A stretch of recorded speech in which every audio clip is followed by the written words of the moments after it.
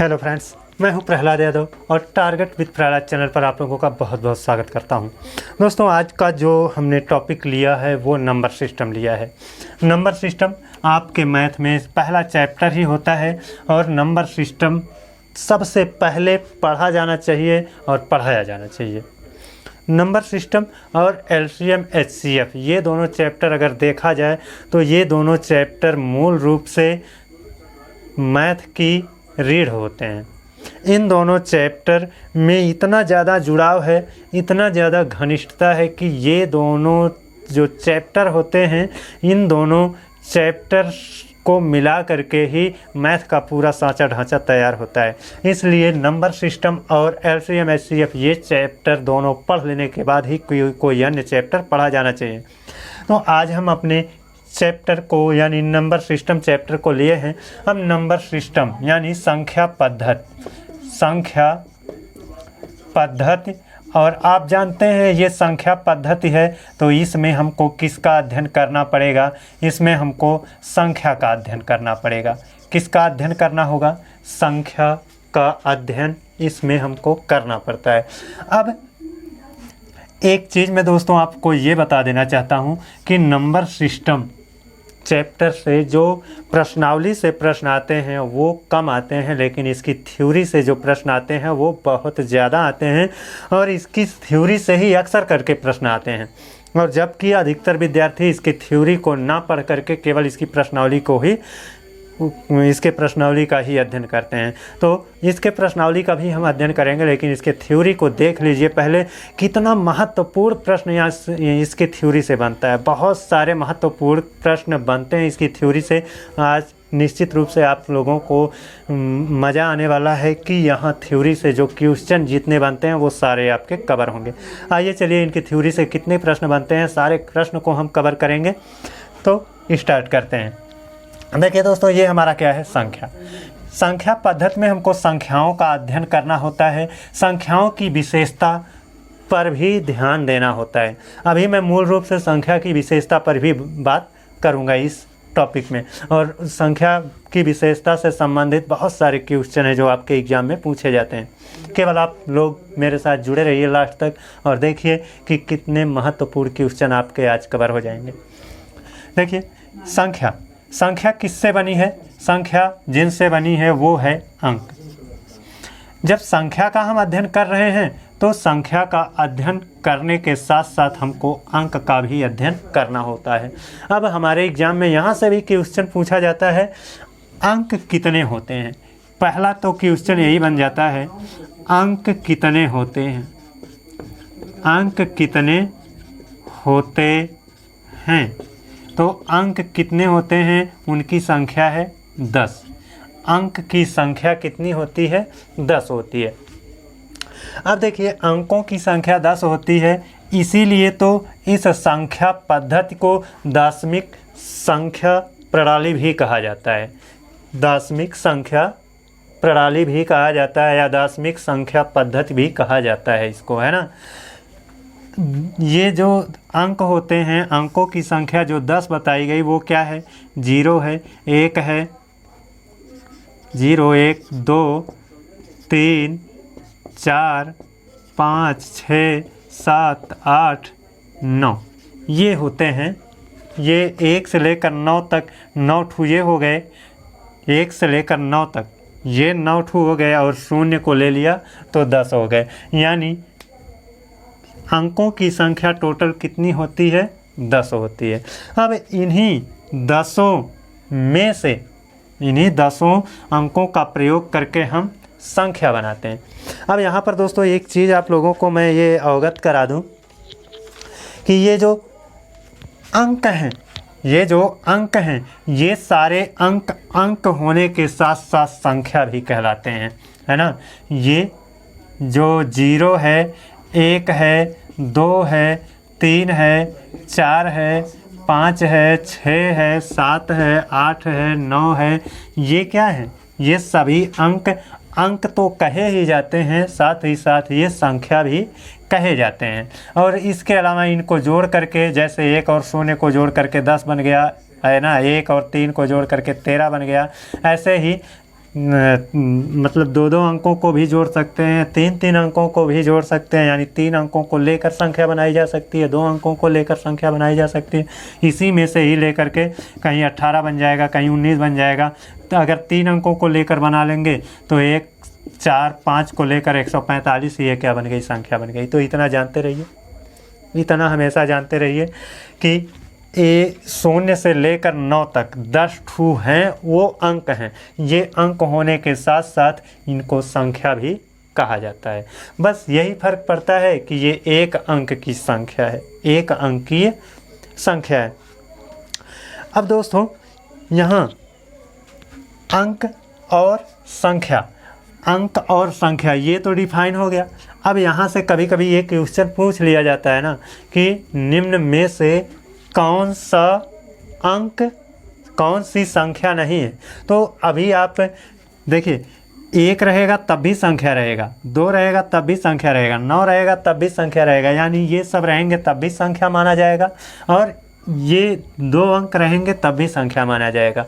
तो आपको यहाँ पर कभी कभी ऑप्शन मिल जाता है 1 है, 1 है, 10 है, 12 है, 15 है, तो आप इस पर टिक आउट करके चले आते हो कि ये संख्या नहीं है, ये क्या है, अंक है। लेकिन आप यहाँ पर ध्यान हमेशा देना कि 1 अगर है तो ये अंक होने के साथ साथ ये संख्या है, ये भी संख्या, ये भी संख्या, ये भी संख्या, ये भी संख्या है, यानी सब क्या है, संख्या है, सब के सब क्या हैं, संख्या हैं। तो यहाँ से क्वेश्चन कभी कभी पूछा जाता है। अब चलिए यहाँ पर देख लेते हैं थोड़ा सा संख्या की विशेषता। संख्या की विशेषता से कुछ क्वेश्चन पूछे गए हैं एग्जाम में। आइए संख्या की विशेषता से संबंधित कुछ क्वेश्चन को देखते हैं। देखिए, संख्या की जो विशेषता होती है ना, इसमें सबसे बड़ी विशेषता ये है कि लगातार संख्याएं होती हैं। जैसे हम ले लें ऐसे 5 है, 6 है, 7 है, 8 है, 9 है, ये सब क्या है, लगातार संख्याएं हैं। इन लगातार संख्याओं में से किन्हीं 3 संख्या को ले लिया हमने, किन्हीं 3 संख्या को ले लिया, कहीं भी ले लीजिए, यहाँ आगे से 3 संख्याओं को ले लीजिए, आगे से 3 संख्याओं को ले लीजिए। तो जब हम क्रमागत 3 संख्याओं को पकड़ते हैं तो उनमें से बीच वाली संख्या यानी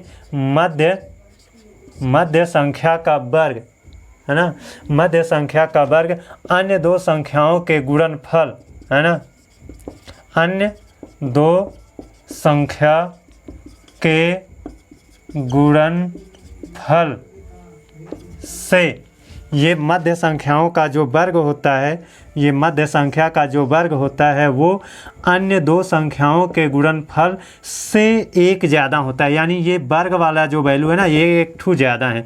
जब ये 1 ठू ज़्यादा है तो इसमें 1 ठू हमको क्या करना पड़ता है, ऐड करना पड़ता है। तो इतना चीज़ जानते रहिए, क्योंकि यहाँ से भी क्वेश्चन पूछा गया है, यहाँ से भी क्वेश्चन पूछा गया है कि क्रमागत 3 संख्याओं में से मध्य संख्या के वर्ग, मध्य संख्या का वर्ग अन्य 2 संख्याओं के गुणनफल से कितना ज़्यादा होता है।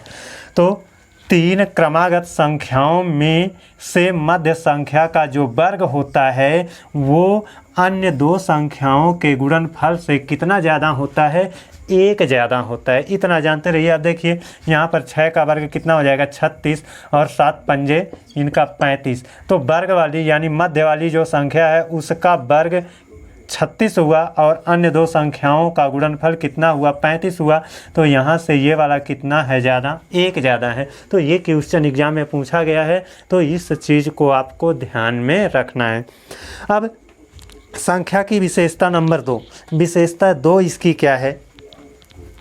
देखिए ये चीज़ आप नोट करते चलिए, है ना, कि संख्या की विशेषता से संबंधित जो क्वेश्चन पूछे जाते हैं उनको मैं पढ़ा रहा हूँ, तो वहाँ से क्वेश्चन आते हैं इसलिए मैं पढ़ा रहा हूँ, इसलिए इनको नोट करते चलिए। ये एक विशेषता हो गई कि 3 संख्याएं क्रमागत हों और उनमें मध्य संख्या का वर्ग जो होता है अन्य 2 संख्याओं के गुणनफल से 1 ज़्यादा होता है। आशा करता हूँ कि आप लोगों को समझ में आ गया होगा। चलिए इसकी विशेषता नंबर 2 देखते हैं, यानी संख्या की विशेषता नंबर 2। संख्या की विशेषता नंबर 2 ये है ना कि कोई भी संख्या हो उसका अगर हम वर्ग कर दें, कोई भी संख्या हो उसका अगर हम वर्ग कर दें तो वर्ग कर देने पर इकाई का अंक कभी भी 2 या 3 या 7 या 8 नहीं आ सकता। कोई भी संख्या हो उसका अगर हम वर्ग कर दें तो इकाई के अंक पर क्या नहीं आ सकता। तो इकाई के अंक पर जो नहीं आ सकता वो कौन कौन से अंक हैं? 2, 3, 7, 8 ये नहीं आ सकते। आइए देख लेते हैं। यहाँ पर इसकी विशेषता नंबर 2 है। 1 का वर्ग कर देंगे तो 1 आ जाएगा। 2 का वर्ग कर देंगे, देखिए इकाई पर भाई 10 अंक होते हैं, है ना। इकाई पर 0 हो सकता है, 0 का वर्ग करेंगे 0 ही आएगा। 1 का वर्ग 1 होगा, 2 का वर्ग 4 होगा, 3 का वर्ग कितना होगा?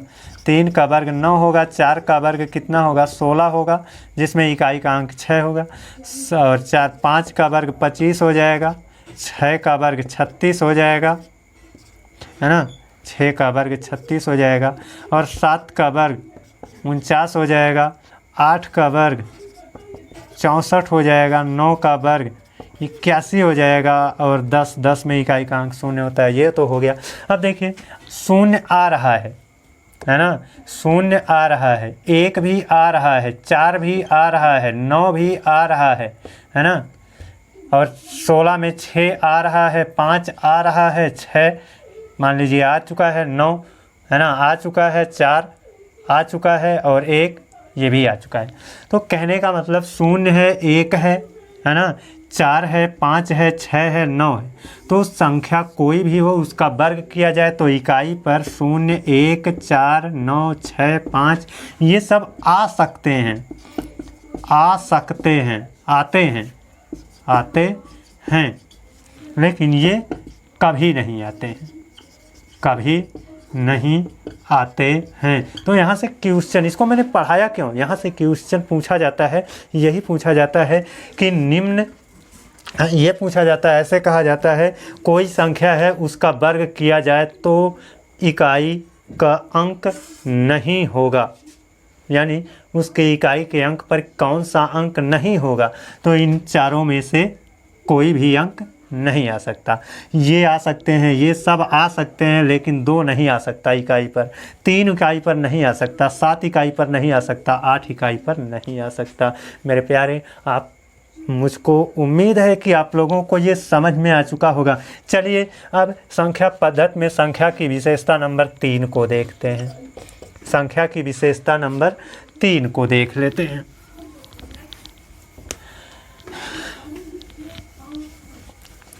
संख्या की विशेषता 3 है ना, जैसे अभी हमने वर्ग को लेकर के बताया, वर्ग हम कर दें, कोई भी संख्या रहे उसका वर्ग कर देते हैं तो इकाई के अंक पर क्या नहीं आएगा?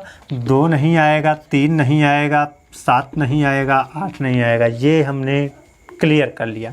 अब अगर घन कर दें तो कोई संख्या है अगर उसका हम घन कर दें, यानी संख्या है उसकी घात क्या कर दें? 3 कर दें तो इकाई पर क्या नहीं आएगा?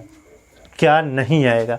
तो जब हम संख्या की घात, कोई भी संख्या हो उसकी घात 3 कर देते हैं तो इकाई के अंक पर सब आ सकते हैं, यानी सभी आ सकते हैं, सभी अंक आ सकते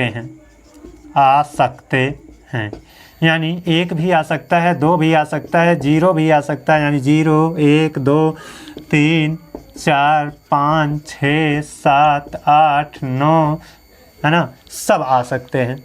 वहीं पर वर्ग वाले में नहीं आ सकते थे, क्या 2, 3, 7, 8 नहीं आ सकते थे, लेकिन घन वाले में सब आ सकते हैं। आप लोग जैसे मैंने वर्ग वाले में आजमा कर दिखाया, वैसे आज इसको भी आप अपना घन करके देख सकते हैं। दोस्तों सारी चीज़ें मैं ही करूँगा तो आप क्या करेंगे? थोड़ा बहुत आप भी अपने हाथ पाँव को चलाते रहिए, है ना।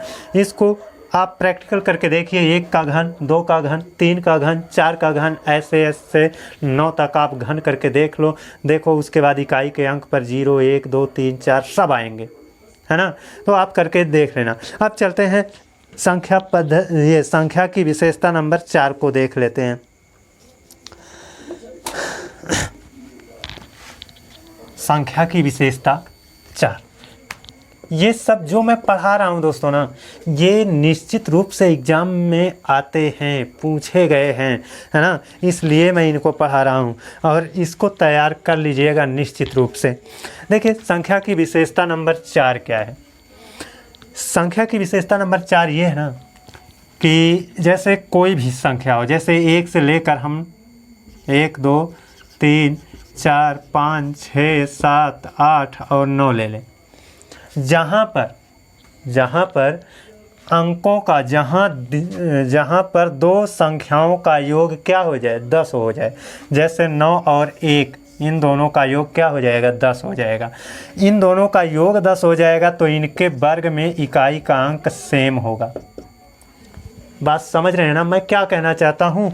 दो संख्याएं, जब किन्हीं दो संख्याओं का योग 10 होता है तो उनके वर्ग में इकाई का अंक भी सेम होगा। जैसे 1 और 9 जुड़ करके 10 हो जाता है तो 1 का वर्ग करने पर इकाई का अंक जितना आएगा, इकाई, है ना, यानी सेम होगा। यहाँ पर इकाई सेम होगा, समान होगा, इकाई का अंक समान होगा। अब 1 का वर्ग 1 होगा, 9 का वर्ग 9 9 81। देखिए इकाई का अंक 1 इकाई का, है ना। वैसे ही ये 2 है और ये 8 है। 8 और 2 दोनों को जोड़ लीजिए, 8 और 2 दोनों जुड़ जाएंगे तो कितना हो जाएगा, अंकों का योग इनके 10 हो रहा है, अतः इसका वर्ग और इसका वर्ग, इन दोनों के वर्ग कर देने से इकाई का अंक सेम होता है। 2 का वर्ग करेंगे कितना हो जाएगा मेरे प्यारे, हो जाएगा 4, और 8 का वर्ग करेंगे तो कितना हो जाएगा, 8 अठाई 64। इकाई के अंक पर क्या हो गया, 4 4, सेम आया ना। तो जब हम किन्हीं दो अंकों को जोड़कर 10 प्राप्त करते हैं तो वहाँ पर उनके वर्ग के इकाई अंक भी समान होते हैं। अब हमेशा याद रखिएगा, 7 का अगर हम वर्ग करते हैं तो इकाई का अंक जितना आता है ना, 3 का वर्ग करने पर भी इकाई का अंक उतना आएगा, क्योंकि ये दोनों जुड़ करके कितना हो जाएंगे, 10 हो जाएंगे। 6 का वर्ग करने पर जो इकाई का अंक आता है ना, 6, 4 का वर्ग करने पर भी इकाई का अंक वही आएगा, 6 छक्के 36 के 6 और 4 चौके 16 में इकाई के अंक पर 6 आएगा। तो इतना समझ गए होंगे, ये भी मुझको पूरा उम्मीद है कि। आइए अब संख्या की 5वीं विशेषता देख लेते हैं। संख्या की 5वीं विशेषता से भी क्वेश्चन पूछा जाता है। क्या पूछा जाता है, ये पूछा जाता है कि किसी 2 अंक की संख्या और उसी 2 अंक की संख्या के अंकों को पलटकर बनाई गई संख्या, उन दोनों को जोड़ दिया जाए तो प्राप्त संख्या किससे विभाज्य होगी। यानी इसमें आप नोट करके लिख सकते हो, या 5वीं विशेषता आप इतना जानते रहिए कि कोई 2 अंक की संख्या होगी, यानी 2 अंकीय संख्या होगी, और उस 2 अंक की संख्या को पलटकर, है ना, यानी उसे पलटकर बनाई गई संख्या, पलटकर बनी संख्या, जो 2 अंक की संख्या है उसी 2 अंक की संख्या को पलटकर बनाई गई संख्या, उन दोनों को जोड़ दें तो जोड़ करके जो संख्या प्राप्त होगी वो क्या होगी, 11 से विभाज्य होगी, यानी 11 से विभाज्य होगी। इतनी बात आप लोगों को स्पष्ट हो जानी चाहिए। देख लेते हैं, यहाँ पर एक संख्या 12 है, इसको पलटकर बनाई गई संख्या जो होगी वो क्या होगी, इसको पलट दें, यानी 2 को पहले 1 को बाद में कर दें, यानी 2 को दहाई पर 1 को इकाई पर कर दें, 21। इनको अब जोड़ लीजिए, कितना हो जाएगा, 33। 11 से विभाज्य है ना, 33 11 से कट जाएगा ना। वैसे ही 45 है और इसको पलट कर बनाई गई 54, 45 को पलट करके 54 बना दिया। इनको जोड़ लें, 5 4 9, 4 5 9, 99, ये भी क्या हो जाएगी, 11 से विभाज्य हो जाएगी। तो यहाँ पर हमारे लिए एक शर्त रहती है 2 अंकीय संख्या, यानी वो संख्या 2 अंक की ही होनी चाहिए। तो हमेशा इतना जानते रहिए कि 2 अंक की कोई संख्या है और उस संख्या को पलट कर बनाई गई कोई अन्य संख्या है, अगर उन दोनों को जोड़ दिया जाए तो वह संख्या क्या होगी, 11 से विभाज्य होगी। ये थी हमारी क्या विशेषता नंबर 5वीं, और यहाँ से क्वेश्चन यही पूछा जाता है, यही क्वेश्चन पूछा जाता है। अब देखिए हम देख लेते हैं संख्या की विशेषता नंबर 6।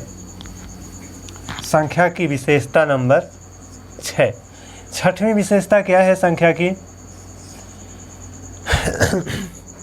देखिए इसके पहले जो पांचवी विशेषता थी, पांचवी विशेषता में 2 अंकीय संख्या निर्धारित की गई थी, यानी वहाँ पर हमको शर्त दे दी गई थी कि संख्या कैसी होनी चाहिए, 2 अंकीय होनी चाहिए। लेकिन यहाँ पर छठवीं विशेषता में कहा जा रहा है कि कोई भी संख्या हो, कोई भी संख्या हो, कोई संख्या हो वह, लेकिन 1 अंक की नहीं होनी चाहिए, कोई संख्या हो, यानी 2 अंक की, 3 अंक की, 4 अंक की, 5 अंक की, कोई भी संख्या हो, है ना। और उस संख्या में से, है ना, संख्या के अंकों का योग घटाया जाए, संख्या के अंकों का योग,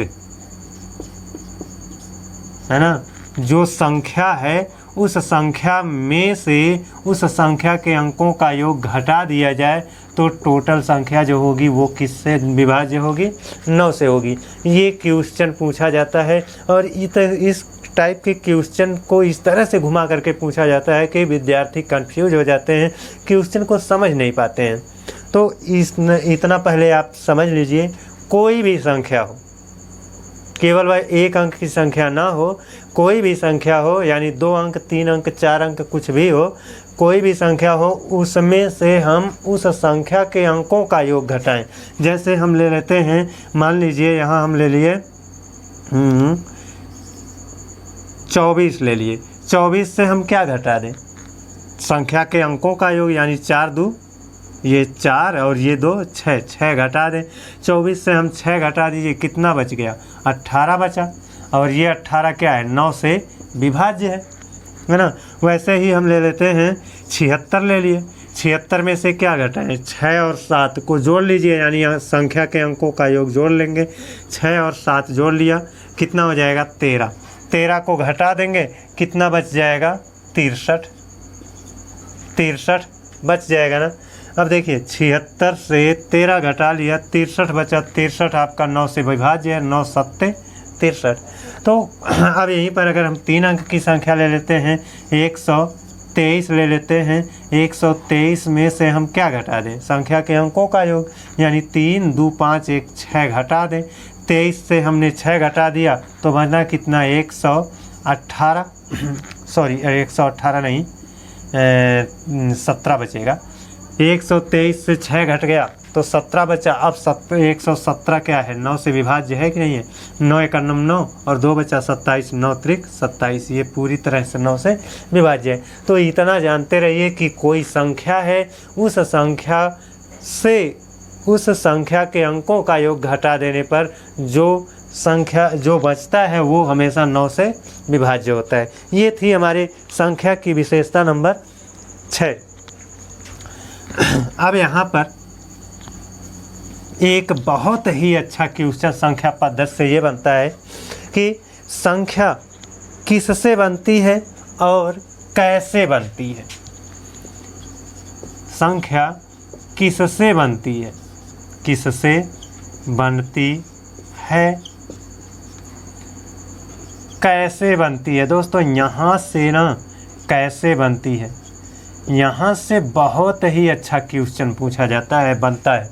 पहले आप इसको देखिए तो संख्या किससे बनती है, संख्या किससे बनती है, तो इसका जवाब होगा अंकों से बनती है, अंकों से बनती है। संख्या किससे बनती है, अंकों से बनती है। अब कैसे बनती है, अंकों के स्थानीय मान को जोड़कर बनती है। कैसे बनती है, अंकों के स्थानीय मान को जोड़कर बनती है। संख्या कैसे बनती है, अंकों के स्थानीय मान को जोड़कर बनती है। अब देखिए दोस्तों, कोई संख्या होती है ना, उस संख्या में जो अंक होते हैं उस अंक का 2 वैल्यू होता है। एक तो उसका प्लेस वैल्यू होता है और दूसरा उसका फेस वैल्यू होता है, यानी उसका अपना एक स्थानीय मान होता है और उसका अपना क्या होता है, एक जातीय मान होता है। तो जो संख्या होती है, जो संख्या है, वो संख्या बनी किससे है, अंक से बनी है। किससे बनी है? अंक से बनी है। यानी जैसे 512 है तो 512 किससे बना है? 5, 1 और 2 इन अंकों से बना है, इन अंकों से बना है ना।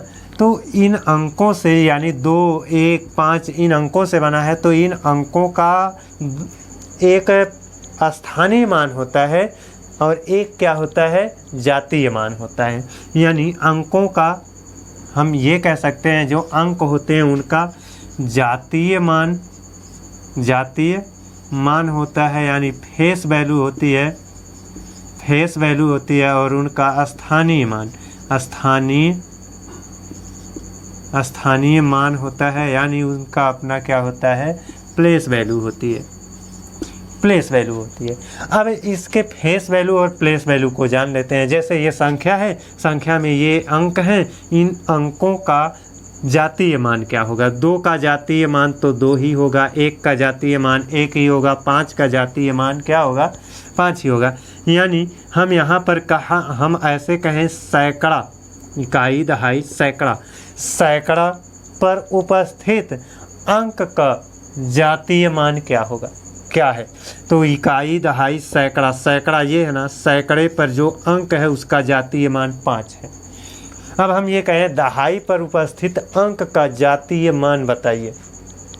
तो दहाई, इकाई, दहाई पर उपस्थित अंक का जातीय मान क्या है? 1 है।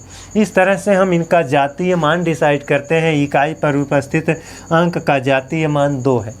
तो अब दूसरी बात ये हमारे सामने आती है कि स्थानीय मान यानी प्लेस वैल्यू क्या होती है। देखिए इकाई पर जो प्लेस वैल्यू होती है ना, वो स्थानीय मान जो आपका संख्या है, संख्या में स्थानीय मान हमको ज्ञात करना है। तो जातीय मान में हम उनके इकाई, दहाई, सैकड़ा, हजार है ना, जो स्थान होता है, इकाई स्थान, दहाई स्थान, सैकड़ा स्थान है ना। तो इकाई स्थान मतलब 1 गुना, दहाई स्थान मतलब 10 गुना, सैकड़ा मतलब 100 गुना। तो जो जैसे 2 है, 2 का अपना क्या है? जातीय मान, 2 का जातीय मान 2 है ना। ये जो इकाई पर है उसका जातीय मान कितना है? 2 है। और इकाई पर होने के कारण 1 से गुणा कर देंगे, 2 एकम 2। अब ये दहाई का जातीय मान 1 है और दहाई पर होने के कारण इसको 10 से गुणा करेंगे, कितना हो जाएगा?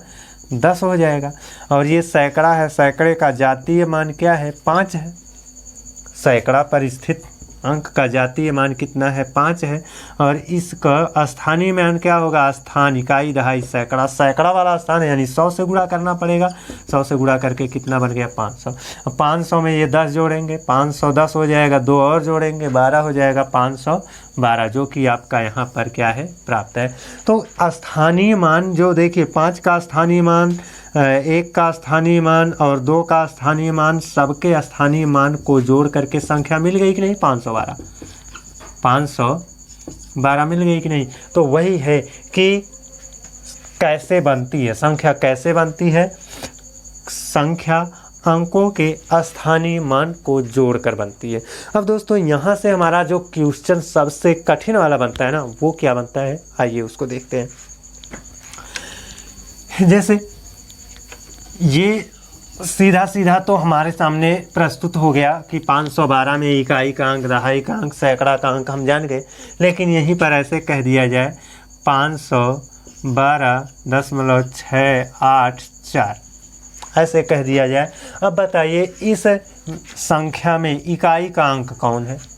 तो दोस्तों इस संख्या में इकाई का अंक आपका 2 है, दहाई का अंक आपका 1 है, सैकड़ा का अंक आपका क्या है? 5 है। ये सब क्या है? ये सब इकाई से पीछे के अंक हैं, है ना। इकाई से पीछे के अंक हैं। अब देखिए यहाँ पर इकाई है और यहीं से इधर दहाई, ये दहाई हो गया, ये सैकड़ा हो गया। लेकिन यहाँ पर दशमलव है ना, तो दशमलव के आगे यानी इसके बाएं साइड में, दशमलव के ये बाएं साइड में तो सीधा इकाई, दहाई, सैकड़ा मिल गया। लेकिन इसके दाएं साइड में जब जाएंगे तो ये देखिए ये इकाई है, तो यहाँ पर ये क्या होना चाहिए? ये तो दशमलव है, तो ये 1/, दहाई रहेगा, 1/2। और ये 8 जो है ये 1/सैकड़ा रहेगा, है ना। और ये क्या रहेगा, 1/1000 रहेगा, है ना। तो अब देखिए यहाँ पर इनमें हमको तो मालूम हो गया कि ये इकाई है, ये क्या है, 2 क्या है, इकाई के स्थान पर है। अब इनका स्थानीय मान हमको ज्ञात करना हो, इनका स्थानीय मान ज्ञात करना है। तो देखिए ये 1/1000 है, यानी 4 हम रखेंगे, इसके बटे में 1000 करेंगे। तो देखिए अब 3 ठू शून्य है, इसलिए दशमलव रहेगा, 3 ठू शून्य रहेगा। और मतलब इसमें क्या रहेगा कि 3 अंक पर दशमलव रहेगा, 3 अंक पर दशमलव रहेगा। तो 4 सहित 3 अंक पर ये हो गया दशमलव। और इसका स्थानीय मान क्या होगा, 8 बटे, देखिए सैकड़ा है ना, यानी 100, 8/100। 100 का मतलब 2 ठू शून्य है, तो 2 अंक पर दशमलव रहेगा। इसका मतलब ये होगा कि 0.08। इसका स्थानीय मान 0.08 है। इसका स्थानीय मान क्या होगा, 6/10 है ना, 1/10 है, तो 6/10, दहाई का मतलब 10 हो जाएगा। और इसका स्थानीय मान हो जाएगा 1 अंक पर दशमलव, यानी 10.6। और इसका स्थानीय मान क्या होगा, आप लोग जानते ही हैं, ये 2 है और इकाई पर है तो गुणे 1, है ना। और ये 1 का स्थानीय मान क्या होगा, ये हो जाएगा 1 गुणे ये 10, दहाई वाले स्थान पर है इसलिए गुणे 10। और ये तो ये 2 एकन्नम 2 बन जाएगा, 10 एकन्नम 10 बन जाएगा। और इसका ये हो जाएगा 5 गुणे सैकड़ा के स्थान पर है तो 100 से गुणा बराबर 500। तो ये हो गया। अगर हम इनको कैलकुलेट करेंगे तो ये इनका मतलब स्थानीय मान के अंकों को जोड़ लेंगे तो आपका कुल मिलाकर 512.684 प्राप्त होगा। तो इस तरह से ये हमारा स्थानीय मान निकाला जाता है। और हालांकि यहाँ पर ये वाले जो क्वेश्चन होते हैं, जो दशमलव वाला होता है, इसी को ज़्यादातर एग्ज़ाम में पूछा जाता है। दोस्तों आज का था मेरा यह वीडियो, मेरा यह लेक्चर आपको कैसा लगा कमेंट करके ज़रूर बताइएगा। और दोस्तों हाँ, मेरा यह वीडियो ज़रूर से ज़रूर शेयर कर दीजिए ताकि कुछ बच्चे जुड़ सकें, है ना। अब जब तक कुछ बच्चे जुड़ेंगे नहीं तब तक पढ़ाने का आनंद नहीं मिल पाता है। ना तो पढ़ने का आनंद मिलेगा, ना तो पढ़ाने का आनंद मिलेगा। बस आज के लिए इतना ही। अगले दिन पुनः आप लोगों से एक नए वीडियो में आपसे मुलाकात होगी। तब तक के लिए धन्यवाद।